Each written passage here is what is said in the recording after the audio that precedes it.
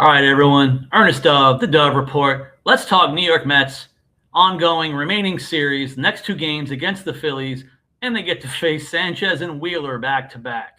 Who do we got? Well, we got 5 inning Freddie and to be determined, our favorite starting pitcher that happens at least twice a week, every week for the New York Mets. What could possibly go wrong? Well, we might as well talk about it without getting too negative. Maybe there'll be a weird skiing situation and the Mets will put up runs right off the bat against one or the other, Sanchez or Wheeler. Maybe.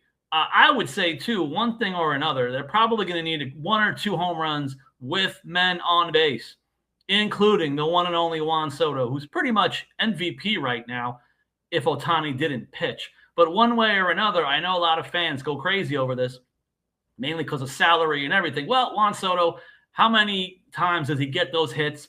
Non-solo home runs when the Mets really need it. Well, they're probably going to need it in these two games. I don't know what you guys think. Again, not being too negative, not being super positive. Can the Mets take one of these two games against either Sanchez or Wheeler? What do they need to do? Do they got to outlast them and get to the bullpen? Phillies do not have a good bullpen. The Mets, can the offense come through at the end of the game? Also possible. But then again, if they do that, how is the Mets pitching going to hold up to even get to the 7th, 8th inning to try to take a lead off the bullpen? That's something going to be watching throughout these next two games.